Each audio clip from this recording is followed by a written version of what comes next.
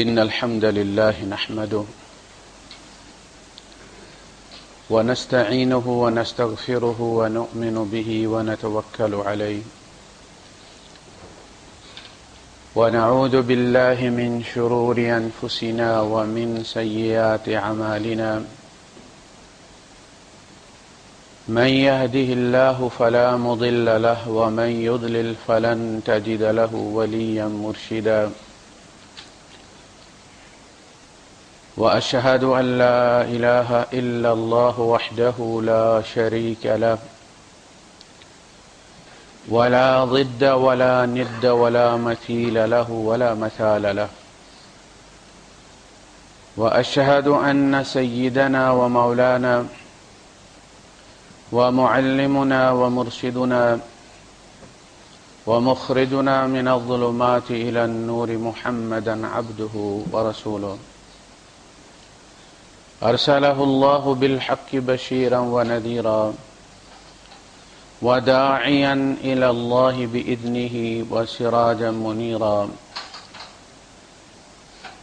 فقد بلغ الرسالة وأدى الأمانة ونصح الأمة وكشف الغمة فترك أمته على المحجة البيضاء ليلها كنهارها لا يزيغ عنها إلا هالك اللهم صل وسلم وبارك عليه وعلى آله وأصحابه وأزواجه وذرياته وأهل بيته أجمعين أما بعد فأعوذ بالله السميع العليم من الشيطان الرجيم بسم الله الرحمن الرحيم اتل ما أوحي إليك من الكتاب وأقم الصلاة إن الصلاة تنهى عن الفحشاء والمنكر ولذكر الله أكبر والله يعلم ما تصنعون صدق الله العظيم رب اشرح لي صدري ويسر لي أمري واحلل عقدة من لساني يفقهوا قولي آمين يا رب العالمين. سورہ العنکبوت ہمارے زیر درس ہے.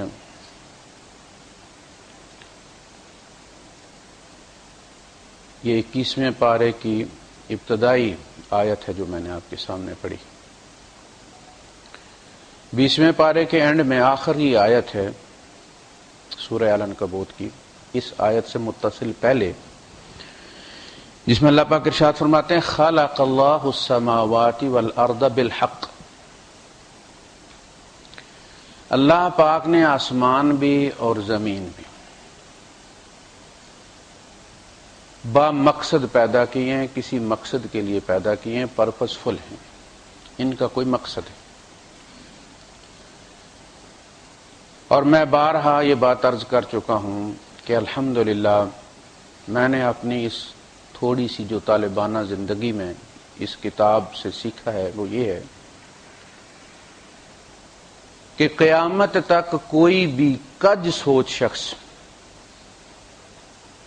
وہ سوچ نہیں سوچ سکتا کہ جس کا جواب یہ کتاب نہ دیتی ہو.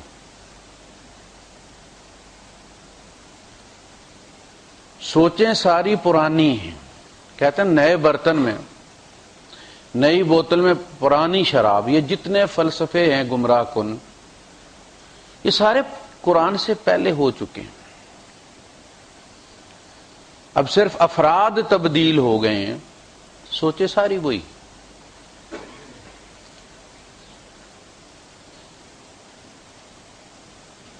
کچھ لوگ یہ کہتے ہیں کہ کائنات میں صرف اللہ کا وجود ہے، اس کو کہتے ہیں وحدت الوجود.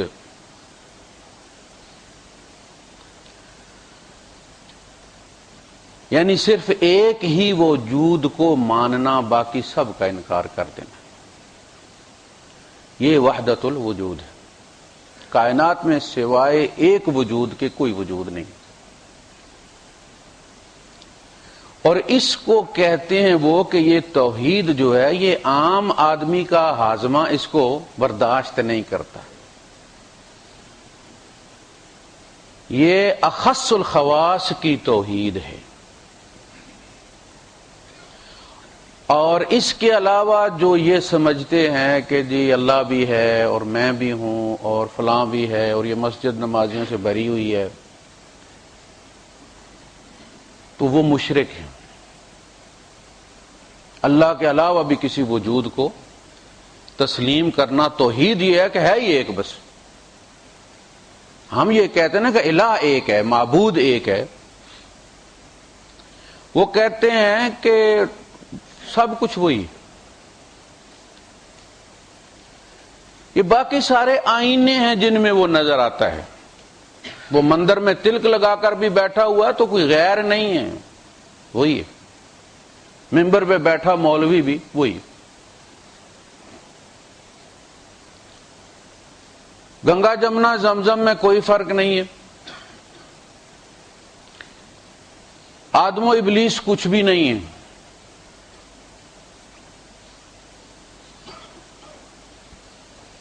اسے کہتے ہیں وحدت الوجود۔ اور یہ توحید اخص الخواص نہیں ہے، یہ اخص الخواص کی گمراہی ہے، ساری کتابوں کا انکار ہے، جبرائیل کا انکار ہے، پیغمبروں کا انکار ہے۔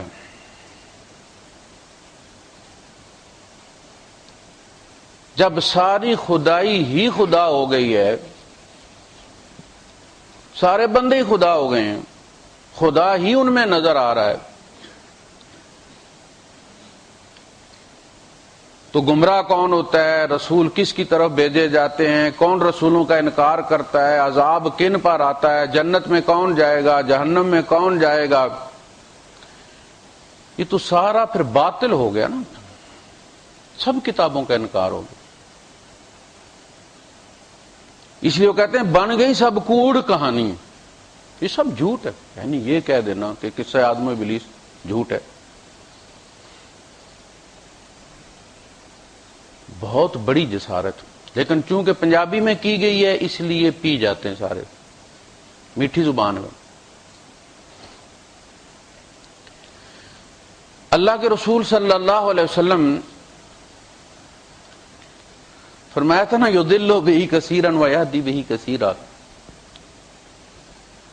بہت سارے اس کتاب کے ہیضے سے مر جاتے ہیں،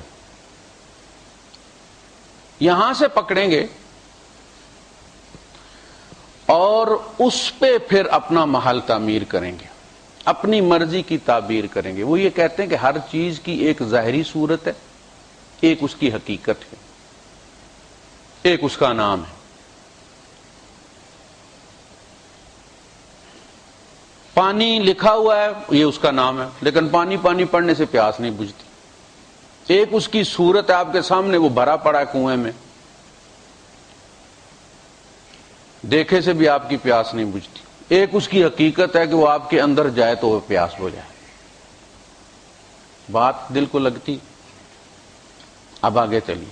وہ کہتے ہیں کہ بیت اللہ جو ہے، کعبہ جو ہے، اس کی ایک حقیقت ہے، ایک ہی سامنے کا پتھروں کا بنا ہوا گھر ہے، عام لوگ اس گھر کا طواف کرتے ہیں، خواص اس کو کوئی اہمیت نہیں دیتے۔ ایک قرآن کا ظاہر ہے، ایک قرآن کا باطن ہے۔ ظاہر عام لوگوں کے لیے، جس کو وہ پوسٹ کہتے ہیں، اور مولانا روم کہتے ہیں کہ ہڈیاں کتوں کے آگے ڈال دی جاتی۔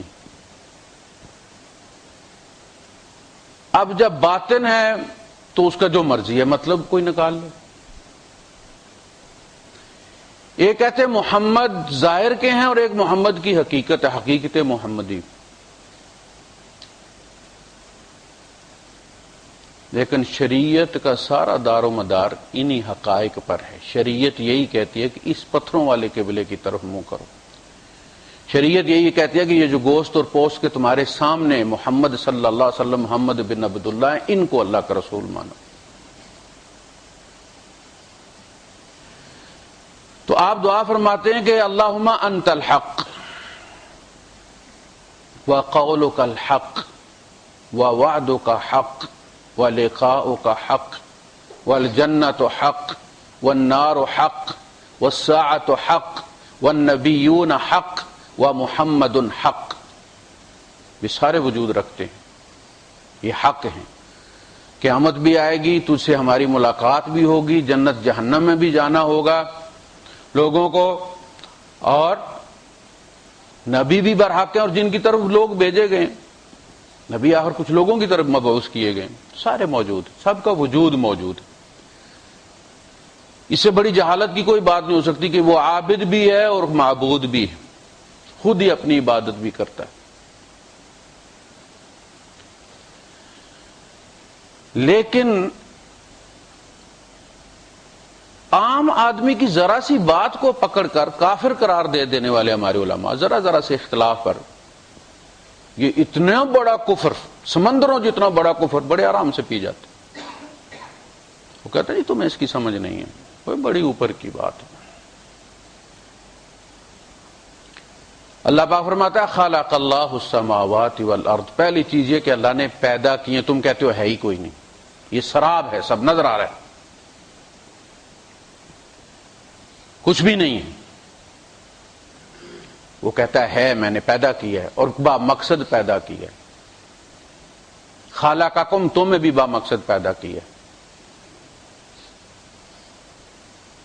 وما خلقت الجن والانس الا لیعبدون، میں نے جنوں انسانوں کو اس لیے پیدا کیا ہے کہ سارے میری غلامی کریں، میری عبادت کریں، میں ان کا معبود ہوں۔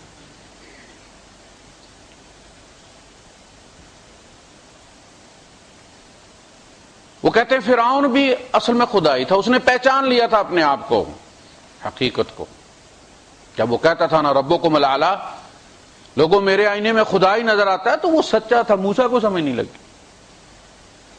پھر بھی نہ صرف وہ مسلمان ہیں بلکہ اولیاء اللہ ہیں۔ وہ کہتے ہیں یوسف بھی وہی تھا، زلیخا بھی وہی تھا، شوہر بھی وہی ہے، بیوی بھی وہی۔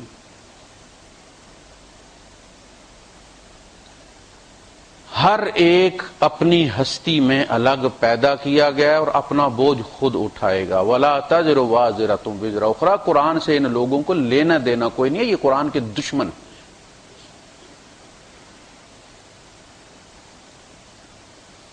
بڑی سیدھی سی بات ہے، اسلام بڑا سیدھا سا دین ہے کہ ایک ہمارا اللہ ہے۔ وہ کہتے ہیں هُوَ الْأَوَّلُ وَالْآخِرُ وَالظَّاهِرُ وَالْبَاطِنُ، وہی پہلا ہے، وہی بعد میں ہے، وہی اندر ہے، وہی باہر ہے، تو پھر اور کہاں ہے کوئی؟ قوالی ہے نا، تیرے ہوندیاں سوندیاں محبوبہ تیرا مجرم ہاں جے میں ہوں۔ بظاہر یہ بات صحیح لگتی ہے کہ اللہ کے ہوتے ہوئے ہم یہ کہیں کہ میں بھی ہوں، یعنی میری مرضی بھی ہے، میں ریزسٹ کروں اللہ کے قوانین کو، یہ جرم ہے۔ اللہ کی مرضی کے سامنے میری مرضی کوئی چیز نہیں۔ لیکن اس سے یہ مطلب لینا کہ میں اول نہیں، میں آخر نہیں، میں اندر نہیں، میں باہر نہیں، ہر پاسے سونے دسنے تو دسے میرا نشان جے میں ہوں، میں نہیں۔ کدی خواجہ پیا بنانا ہے، کدی گنج شکر بن جانا ہے، نت نویں تو روپ بٹانا ہے۔ ہندو کافر کہتے ہیں جی وہ ابا گون کو مانتا ہے، یہاں تو خدا انکارنیٹڈ ہمارے یہاں گلی گلی موجود ہیں۔ عیسائی 3 بنا کے کافر ہو گئے، ہم تو کہتے ہیں ساری مخلوق ہی خدا ہے، پھر بھی اولیاء اللہ ہیں۔ وحدت الوجود بہت بڑی جسارت ہے۔ اللہ کے رسول صلی اللہ علیہ وسلم اس آیت کی تفسیر کرتے ہیں، فرماتے ہیں انت الاول فلا قبلک شیء، اے اللہ تو وہ پہلا جس سے پہلے کچھ نہیں تھا، وانت الاخر فلا بعدک شیء، اور تو وہ آخر ہے جس کے بعد کوئی نہیں، وانت الظاہر فلا فوقک شیء، اور تو وہ ظاہر ہے کہ تجھ سے بڑھ کر کچھ بھی ظاہر نہیں، ہر جگہ تو نظر آتا ہے۔ سورج کو دیکھو تو بنانے والا تو، پانی کو دیکھو تو برسانے والا تو، اپنے وجود کو دیکھتا ہوں بنانے والا تو۔ بندہ نشانیوں سے پہچانا جاتا ہے نا، کوئی شہر بھی نشانیوں سے، گوگل کس طرح سرچ کرتا ہے، اس کے کچھ پوائنٹس ہوتے ہیں، کچھ عمارتیں ہوتی ہیں جن کو وہ کر کے تو اس کے دائیں بائیں پھر اپنی جمع تفریح کر کے وہ چیز کو پہنچتا ہے۔ نشان تو جس کے جتنے زیادہ نشان ہوتے ہیں، آپ کسی سے بھی جب پوچھتے ہیں کہ کہاں کھڑے ہو تو آپ اسے کہتے ہیں کہ اپنے دائیں بائیں دیکھو، کوئی مجھے بورڈ نظر آ رہا ہے تو وہ کہتا ہے میں وزارت داخلہ کے سامنے کھڑا ہوں، میں فلاں فارمیسی کے سامنے کھڑا ہوں۔ اللہ پاک کہتا ہے وَفِي الْأَرْضِ آیَاتٌ لِلْمُوقِنِينَ وَفِي أَنفُسِكُمْ افلا تبصرون، میں نے پوری کائنات کے اندر اپنی نشان لگا دیے ہیں، اور خود تمہاری اپنی ذات کے اندر، آنکھیں بند کرو دیکھو۔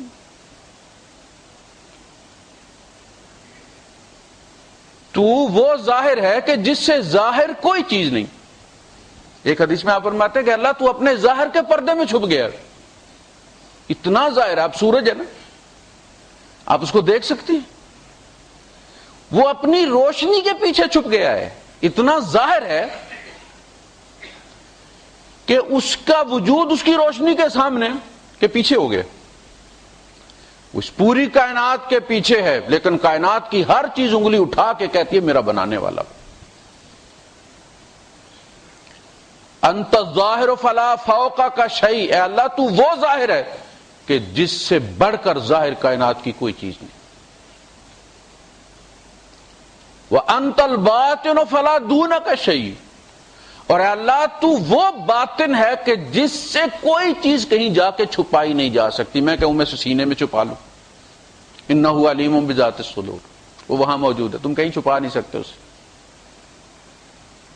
جہاں بھی خفیف ترین خیال ابھی خیال بنتا نہیں ہے کہ تجھے پتا ہوتا ہے، یہ باطن، بندہ باتیں اندر چھپاتا ہے نا، کہا کہ اللہ تجھ سے کوئی نہیں چھپا سکتا۔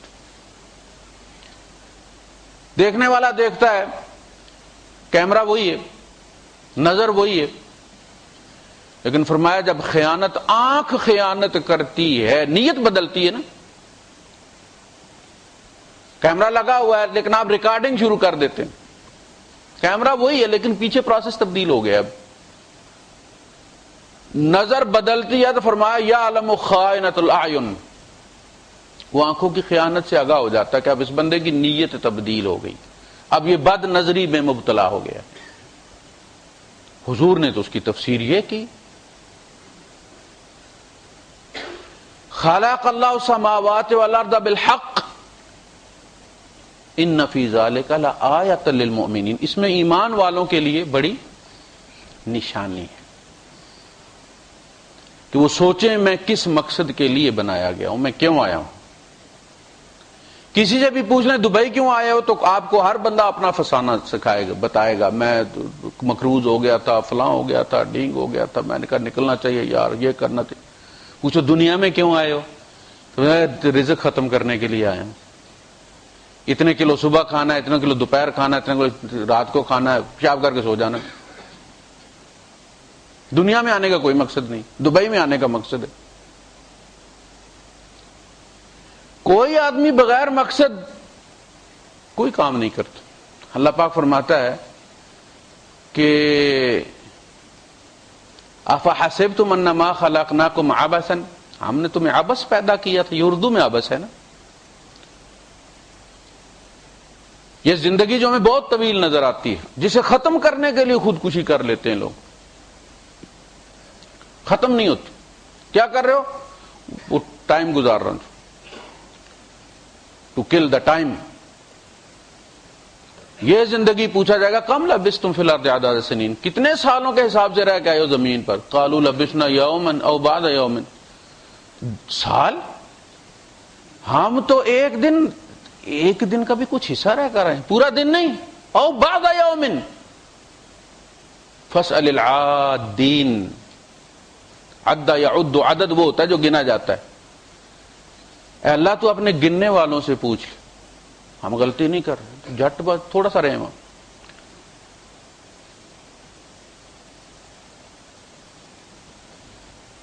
اللہ پاک کہے گا کہ رہ کے تو تم تھوڑے آئے ہو، لیکن کاش کہ یہ بات تمہیں اس وقت پتہ چل جاتی کہ دنیا کی زندگی بس کھیل تماشے کی طرح ختم ہو جاتی ہے۔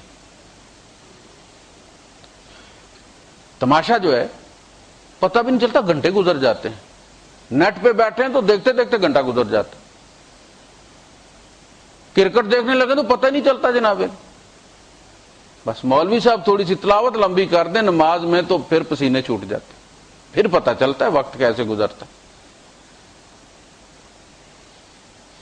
افحسبتم انما خلقناکم عبثا وانکم الینا لا ترجعون، تم نے سمجھا تھا کہ ہم نے تمہیں ایسے ہی پیدا کر دیا جیسے ٹیومر پیدا ہو جاتا، پھپھوندی پیدا ہو جاتی ہے، اور تم ہمارے پاس لوٹ کر نہیں آؤ گے۔ فتعال اللہ الملک الحق، اللہ بہت بلند ہے اس سے کہ وہ اس قسم کا کام کرے، وہ مالک حقیقی ہے، وہ بادشاہ حقیقی ہے، وہ ابس کام کرے، کھیل تماشا کرے۔ وہ لا الہ الا ہوا رب العرش الکریم۔ تو اس میں نشانی ہے کہ غور کریں انسان، کسی آدمی کے ہاتھ میں آپ کاغذ پکڑا دیں اور پین پکڑا دیں تو وہ آپ کا منہ دیکھنا شروع کر دے گا۔ دو چیزیں آپ نے اس کو دی ہیں، ایک کاغذ پکڑا ہے، ایک پین پکڑا ہے۔ اب وہ آپ کا منہ دیکھ رہا ہے کہ آپ اس سے لکھوانا کیا چاہتے ہیں، کسی کا فون نمبر، کوئی لوکیشن۔ وہ آپ کا منہ دیکھ رہا ہے، آپ چپ کر جائیے، وہ کہے گا بھائی صاحب یہ مجھے کیوں پکڑایا ہے؟ دو چیزیں، اور انسان نعمتوں سے لدا پھندا ہوا ہے، سوچتا نہیں کسی نے کیوں دی ہیں، غور نہیں کرتے۔ یہ جس نے دی ہیں ساتھ مینول بھی دیا کہ ان سے کیا کام لینا ہے۔ ہر نبی اپنے زمانے میں وہ مینول ساتھ لے کر آیا، یہ کتاب یہ بتاتی، اور ان کا استعمال کرنا فن ہے۔ انبیاء یہی بتانے آئے ہیں، یہ نہیں بتانے آئے گھر کیسے بنانے، کتنے پلر بنانے، چپس کرانی ہے، ٹکڑی لگوانی ہے، ٹنکی اوپر بنانی ہے نیچے بنانی ہے۔ وہ یہ بتانے آئے کہ کان کیسے استعمال کرنے ہیں، آنکھیں کیسے استعمال کرنی ہے، زبان کیسے استعمال کرنی ہے، ہاتھ کیسے استعمال کرنی ہے، دل کا کیسے خیال رکھنا ہے، نیت کیسے صاف رکھنی ہے، وہ یہ بتانے، وہ انسان کو اس کے اعضاء کا استعمال کرنا اور اس وقت کو استعمال کرنا سکھانے آئے ہیں۔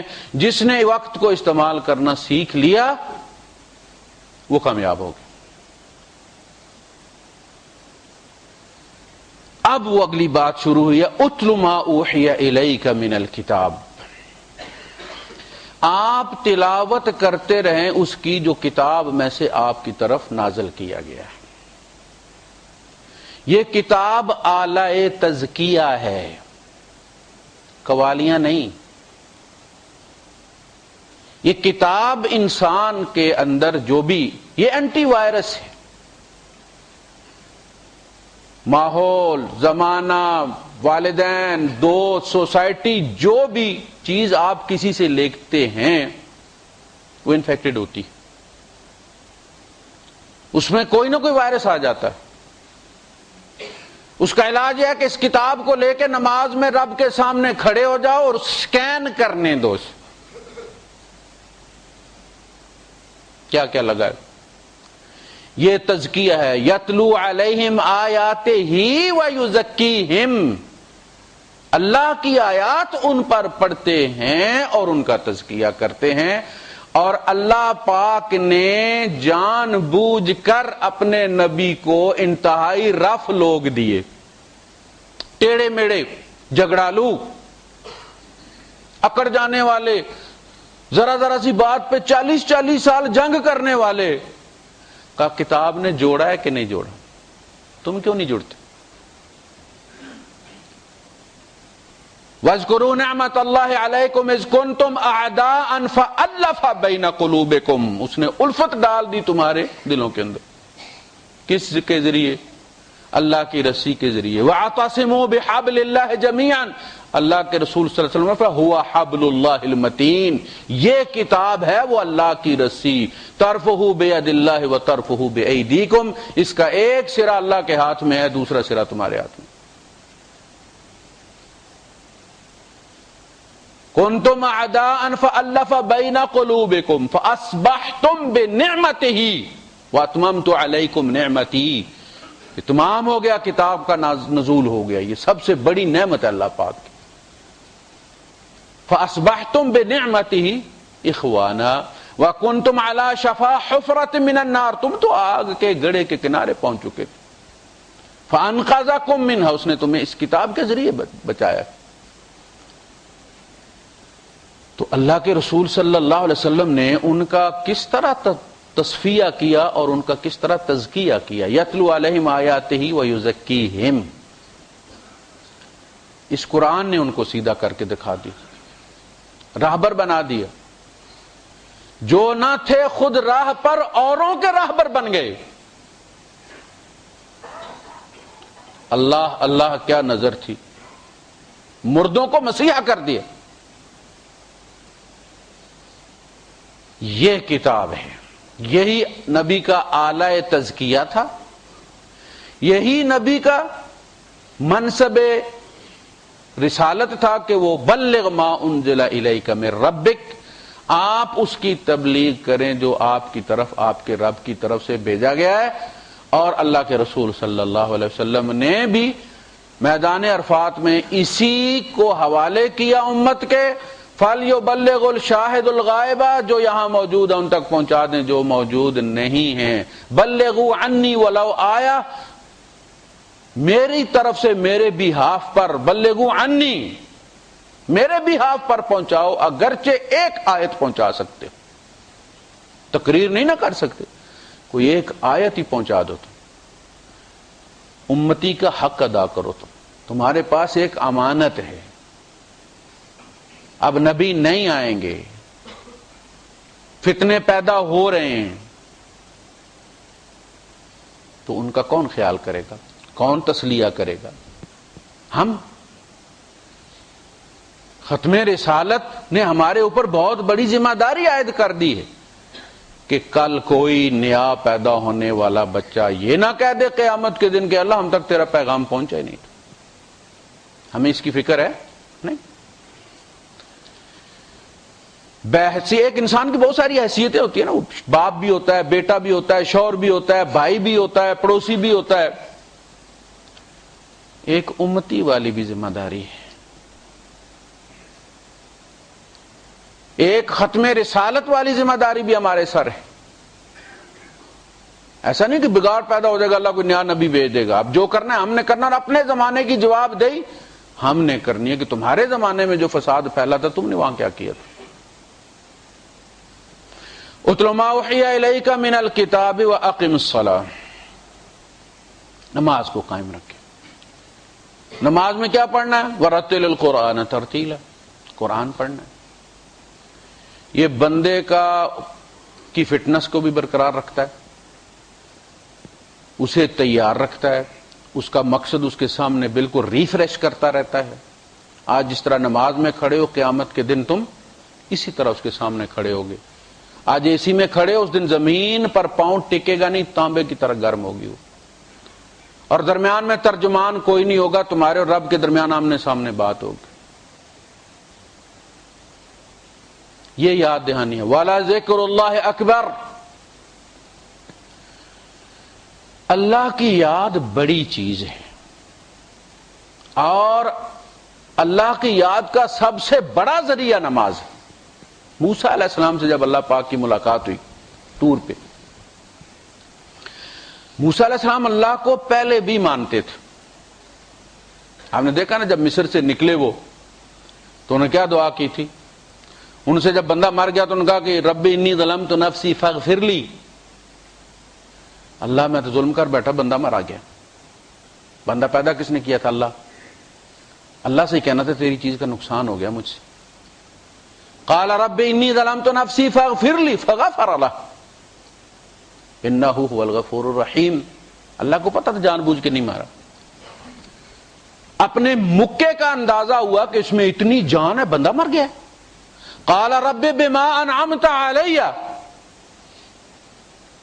فلن اکون ظہیرا للمجرمین، اے اللہ میں تجھ سے وعدہ کرتا ہوں کہ جو انعام تو نے مجھ پر کیا، مجھے طاقت دی ہے، میں کبھی بھی اسے مجرموں کی فیور میں استعمال نہیں کروں گا۔ ہم نے کبھی یہ سوچا کہ اللہ پاک نے جو ہمیں صلاحیتیں دی ہیں ہم کس کے اللہ کے خلاف استعمال کرتے ہیں؟ جو سوچتے ہیں اللہ کے خلاف سوچتے ہیں، جو دولت استعمال کرتے ہیں اللہ کے خلاف استعمال کرتے ہیں۔ انہیں صرف ایک مکے کی قدر ہے. کہتے ہیں اللہ یہ جو طاقت تو نے مجھے استعمال دی ہے، میں تجھ سے وعدہ کرتا ہوں کہ یہ کبھی بھی مجرموں کے حق میں استعمال نہیں ہوگی، یہ تیری فیور میں استعمال ہوگی. پھر وہ یہاں سے نکلے اور جب وہاں پہنچے تو اس طاقت نے کیا کیا؟ وہ پتھر ہٹایا جو 10 15 20 آدمی رب مل کے اٹھاتے تھے، اکیلے نے اٹھا کے سائڈ پہ رکھا، پانی پلایا. استعمال کیا نا اللہ کی فیور میں. فلن اکون ظہیرا للمجرمین. بندہ جب لے، کہا گیا کہ نعمت کا شکر منہ سے نہیں، شکر کرنے والی چیز ہے. شکر کے تسبیح کی جاتی ہے. تسبیح جو ہے آپ کہیں سبحان اللہ، ٹھیک، الحمدللہ ہو گئی. شکر تو عمل کا نام ہے، اس لیے قرآن حکیم میں کیا حکم دیا گیا؟ اعملوا آل داود شکرا. اعملوا، شکر والے عمل کرو. شکر یہ ہے کہ اللہ کی دی ہوئی چیز اللہ کے خلاف استعمال نہ ہو، انسان کانپ کر رہ جائے. آپ سے پیسے لے کر کوئی بندہ ادھار یا صدقہ آپ کے خلاف مقدمہ کر دے، دل پہ کیا گزرتی؟ آپ کا لائسنس لے، وہ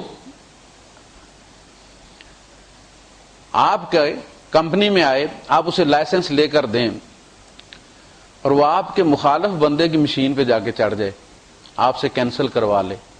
کوئی غیرت، کوئی اندر جذبہ جاگتا ہے، غصہ آتا ہے کہ نہیں آتا کہ یار اس نے تو مجھے بیوقوف بنا لیا. اب ہنستا ہوگا وہ. اللہ کی دی ہوئی چیز، اللہ کا غضب سخت بھڑکتا ہے جب اللہ کی دی ہوئی چیز اللہ ہی کے خلاف استعمال. اس لیے فرمایا ان السمع والبصر والفؤاد کل اولئک کان عنہ مسئولا. تو فکر نہ کر، میں سب کے بارے میں پوچھوں گا. یہ آنکھیں، یہ اندھے کیوں پیدا ہوتے ہیں؟ اللہ نے کہیں کہا ہے کہ میں اندھے پیدا کرتا ہوں؟ فرمایا الم نجعل لہ عینین، کیا ہم نے اس کی 2 آنکھیں نہیں بنائی؟ اب ایک بندہ کھڑا ہو جائے، اللہ تو نے میری تو ایک ہی بنائی ہے، دوسری کہاں رہ گئی؟ اندھا کھڑا ہو جائے، میری دونوں نہیں بنائی. کہا اللہ پیدا تو 2 آنکھوں والے کرتا ہے، لیکن ایک آنکھ والا اور بالکل 2 آنکھوں سے نابینا اس لیے پیدا کرتا ہے کہ تمہیں نعمت کا احساس ہو کہ میرے پاس کیا نعمت ہے. وہ ہم نے سنا نا، وہ اندھے جو آواز لگاتے ہیں اکھیاں والے، وہ اکھیاں بڑیاں نعمت نے، لیکن اس کی قدر ہمیں اس وقت آتی ہے جب نہیں ہوتی. اللہ پاک اس لیے پیدا کرتا ہے ان کو کہ انہوں نے اگر میرے اوپر کوئی کیس نہیں بنایا. ہمارے پریزیڈنٹ کی بیٹی جو تھی وہ معذور تھی اور وہ چیف مارشل لا ایڈمنسٹریٹر بھی تھا، اللہ کے خلاف پرچہ کرا دیا تھا اسے. تمہیں صحیح سلامت اللہ نے دیے، شکر نہیں کرتے؟ جب نظر اٹھتی ہے تو شکر کا جذبہ نہیں ابھرتا؟ بچوں کا رزلٹ دیکھتے ہو، شکر نہیں کرتے؟ اعملوا آل داود شکر. آل داود شکر والے عمل کرو، عمل سے شکر کو ثابت کرو. وَقَلِيلٌ مِّنْ عِبَادِيَ الشَّكُورُ. اور شکر کرنے والے تو میرے بندے بہت تھوڑے سے. ایک صاحب طواف کر رہے تھے اور دعا مانگ رہے تھے، یا اللہ مجھے تھوڑوں میں سے بنا دے، اے اللہ مجھے وہ قلیل والوں میں سے بنا دے. تو اس نے کہا کیا بات کر رہے؟ اس نے کہا وَقَلِيلٌ مِّنْ عِبَادِيَ الشَّكُورُ. میں یہ دعا کر رہا ہوں کہ اللہ مجھے اپنے شکر گزار بندوں میں سے بنا دے. اقم الصلاۃ، اللہ کی کتاب کی تلاوت کرو. آپ دیکھیں جب موسیٰ علیہ السلام سے میں نے عرض کیا کہ بات یہ چلی تھی کہ موسیٰ علیہ السلام تو اللہ سے پہلے بھی واقف تھے. جب بستی سے نکلے رستے کا پتہ کوئی نہیں تھا، جہاں اطلاع ملی کہ مجھے قتل کرنے کے لیے ڈھونڈا جا رہا ہے وہیں سے وہ انہی کپڑوں میں نکل پڑے. گھر جا کے پیسے نہیں لیے، سونا چاندی نہیں لیا، خالی ہاتھ نکلے. قال عسى ربي ان يهديني سواء السبيل. میرا رب مجھے راہ دکھا دے. جب جا کے ان بچیوں کے جانوروں کو پانی پلایا اور جا کے درخت کے سائے کے نیچے کھڑے ہوئے تو کیا دعا کی ہے؟ قال رب انی لما انزلت الی من خیر فقیر. فرمایا پروردگار آج تو جتنی بھی خیر بھیج دے میں فقیر ہوں، ککھ لے کر نہیں نکلا، میرے پاس کچھ بھی نہیں. انی لما انزلت الی من خیر فقیر۔ موسیٰ علیہ السلام کے بعد سوائے نبی کریم صلی اللہ علیہ وسلم کے سارے نبی موسیٰ علیہ السلام کی شریعت پر آئے ہیں، ہزاروں۔ کیا مقام ہوگا اس نبی کا، اس رسول کا، کہ جس کی شریعت پر ہزاروں نبی مبعوث کیے گئے ہیں، اور وہ ایک درخت کے نیچے کھڑے ہو کر کہتا ہے رب انی لما انزلتا، جتنی بھی بھیج دے، میں نہیں کہتا 1 کلو 2 کلو 2 من 10 ایکڑ 20 ایکڑ۔ نخرہ کرنے کے لیے جو مانگنے والا منگتا ہوتا ہے اس کا کام ہاتھ پھیلانا ہوتا ہے، رقم کا تعین کر کے نہیں کہتا کٹو 10,000، وہ تو آگے کر دیتا ہے کشکول۔ یہ ہے مسئلہ، دینے والے کی مرضی ہے۔ فرمایا میں نخرہ کرنے کی پوزیشن میں نہیں ہوں، آج میرے پاس کچھ بھی نہیں، نہ گھر ہے، نہ مجھے رستہ پتہ ہے، نہ کھانے کو کچھ ہے۔ آج تو جو بھی بندے کو جس دن بھوک لگی ہو، گھر والی کو کہتا جو کچھ بھی ہے لے آ کٹ کے بھائی، ورنہ کہتا فلاں چیز تل دو، وہ فلاں بنا دو، فلاں بنا دو، اضطرار۔ آج جو بھی بھیج دے، اللہ نے کہا میرے اوپر چھوڑا نا، پھر دیکھ تماشا۔ اللہ نے گھر کا بندوبست کر دیا، نوکری کا بندوبست کر دیا، بیوی کا بندوبست کر دیا، ایک ہی دن میں۔ یہ ہے جب رب سے مانگو تو یہ ہوتا، اور ہمارے یہاں پتھر پر اٹھاؤ تو نیچے سے داتا نکلتا ہے، سارے دینے والے۔ موسیٰ فقیر، رب انی لما انزلت الی من خیر فقیر، سورہ القصص ہے، کبھی قرآن اس نظر سے بھی پڑھ لو۔ جس در کا موسیٰ فقیر ہے، ہمارے یہاں پتھر اٹھاؤ نیچے سے داتے نکلتے، عورتیں ایسے چادر پھیلا کے کھڑی ہیں مانگ رہی ہیں، اتنی لمبی والا داڑھی والا ساتھ کھڑا ہے اس کے۔ مجھے کرات آتی ہے ان کی داڑھی سے۔ ہمارے وہاں بابا شاہ کمال ہے نا، عورتیں جاتی ہیں اتوار کو وہاں بچہ لینے کے لیے، تو باقاعدہ وہ طواف ہوتا ہے وہاں پہ، میقات ہے اس کی۔ یہ تحصیل گجرخان میں دولتالہ ہے جی، وہاں میقات ہے، چاروں طرف اس کی مقرر، اسی طرح احرام بدلی کیا جاتا ہے۔ عورتیں آ کے تالاب پہ نہاتی ہیں، اور وہاں متھ یہ مشہور ہے کہ یہاں نظر کچھ نہیں آتا کسی کو بشک نہ ہو، لیکن آتا ہے، مردوں کو پتہ ہے جو گزرتے ہیں۔ عموماً اتوار والے دن جتنے بھی اسٹوڈنٹ ہیں نا چھت پر بیٹھ کے آیا کرتے تھے دیکھنے کے لیے، نہ رہی ہوتی، اور گت جو ہے اپنی پراندہ وہ وہاں بڑھ کے درخت ہے، سکھوں کے زمانے کا اس سلسلہ ہے، بڑے بڑے درخت وہاں لٹکا کے جاتی، وہ سم ہے، اس کے ذریعے بابا رابطہ کرے گا۔ نہاتی ہیں، نہا کے پہلے ایک پتھر پر آتی ہیں، 7 چکر وہاں کاٹتی ہیں۔ اللہ کے گھر کے 7 چکر سے طواف ہوتا ہے، مگر 7 صحیح کے چکر بھی ہیں، سمجھ لگی؟ 2 پتھر ہیں، 7 چکر ایک پتھر پر، وہاں سے اتر کر پھر دوسرے مطاف میں چڑھنا ہے، 7 چکر وہاں صحیح والے۔ پڑھنا کیا ہے، ورد کیا ہے، بابا شاہ کمال پتر دیوی رتا لال ککڑ بنسا مڈے نال، یہ دعا ہے تو اس طواف کی۔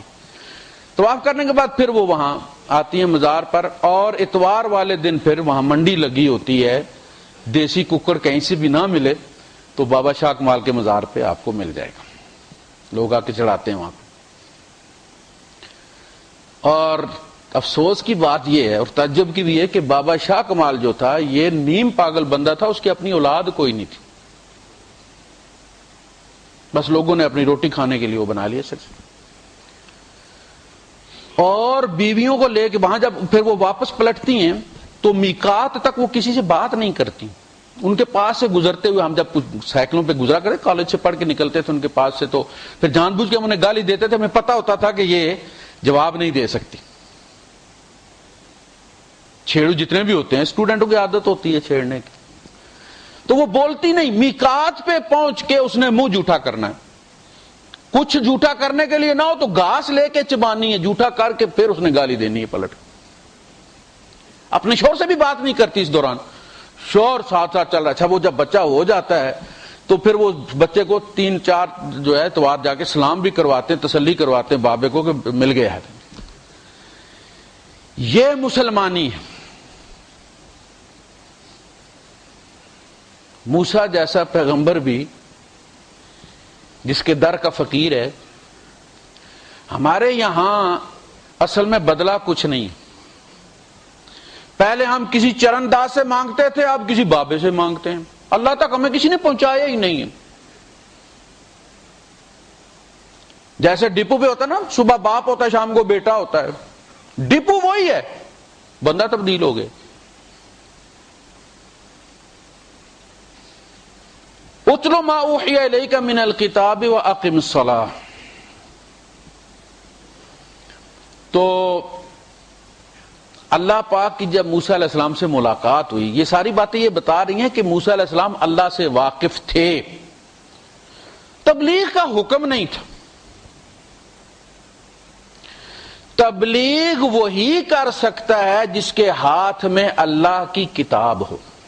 یہ بات یاد رکھیں. بڑا ایک لاجیکل سوال ہے کہ ہم ساری دنیا کو تبلیغ کرتے ہیں, دوسرے کو تبلیغ ہم کرنے نہیں دیتے. یہ تو ڈبل سٹینڈرڈ ہو گئے نا, کہ یار خود تو تم ساری دنیا کو تبلیغ کرتے ہو اور کسی کی تبلیغ پر تم نے پابندی لگائی ہوئی ہے. اس کا ہمیں کیا حق پہنچتا ہے؟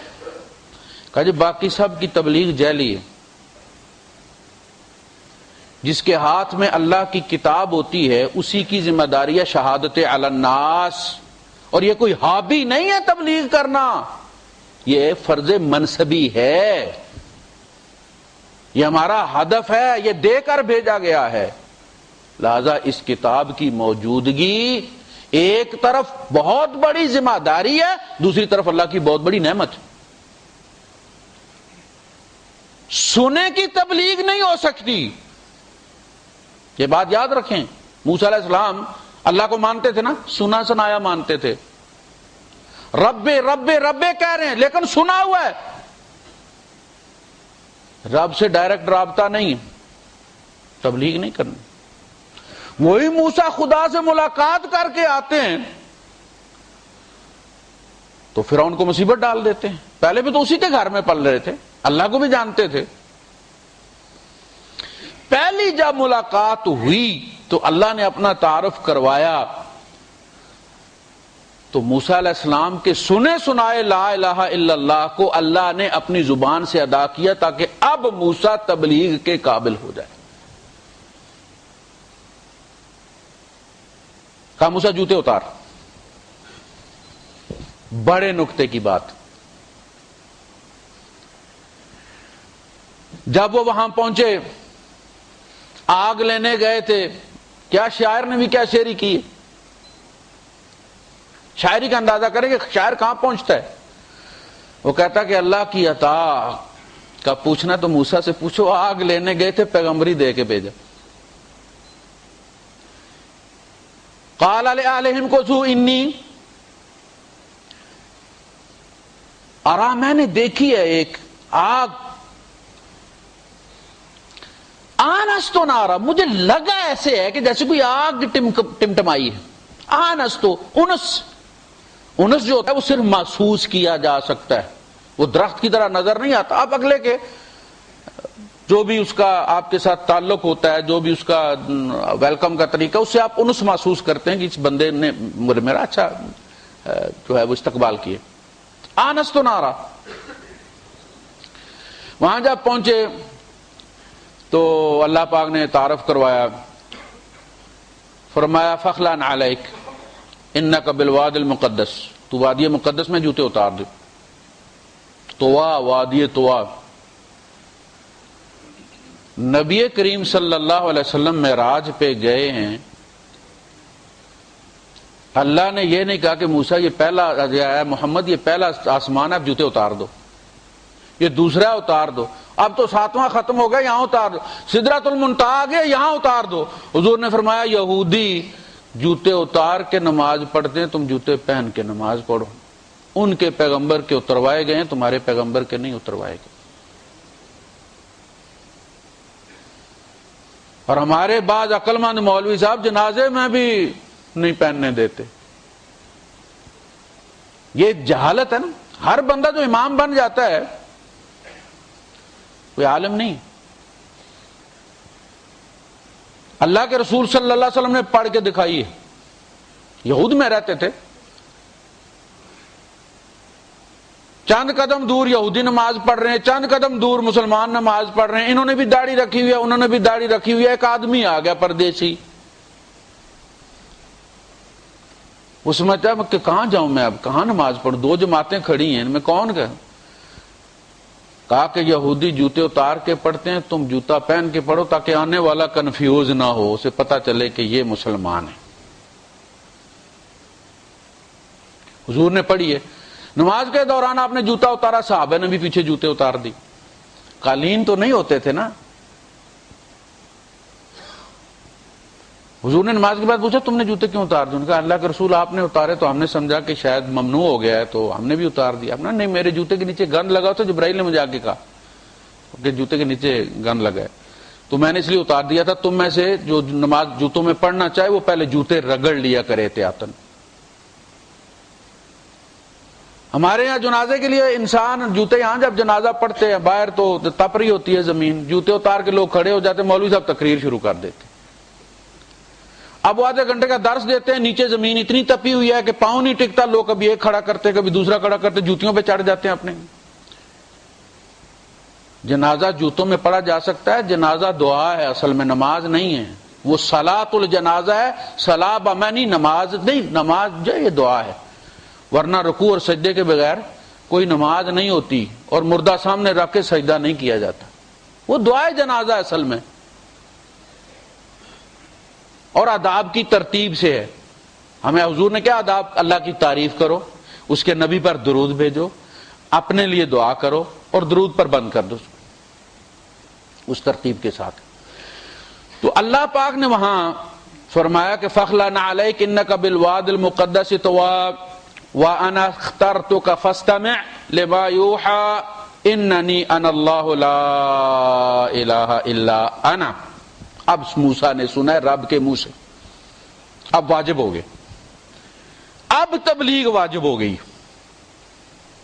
سنی سنائی نہیں, اللہ کا کلام حق تبلیغ ہے, یہ نبی کا نصاب ہے تبلیغ کا, اسی کو پہنچانے کی ذمہ داری ہے. ایسا نہ ہو کہ ہم کام کریں بھی اور وہ کام نہ کریں جس کے لیے اللہ نے بھیجا ہے.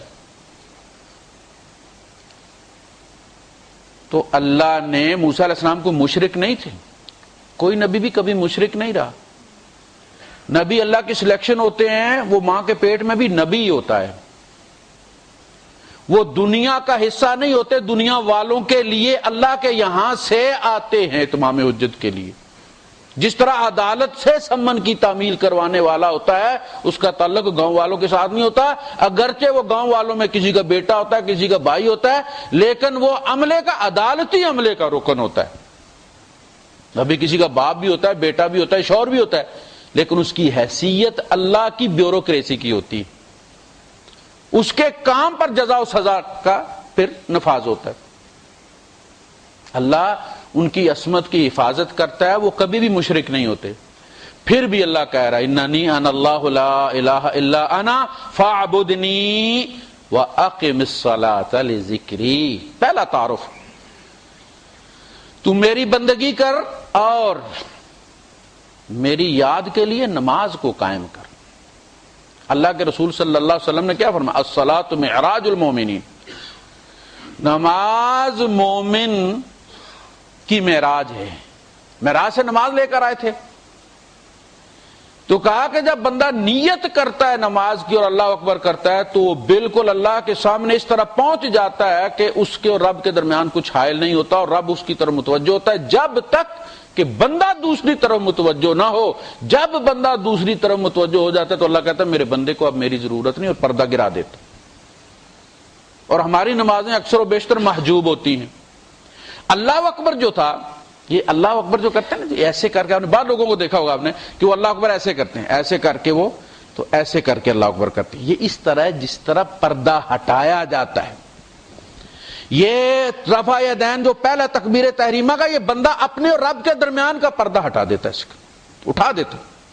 یہ ہے اللہ اکبر، یہ ہے رفع یدین جس پر سب کا اتفاق ہے.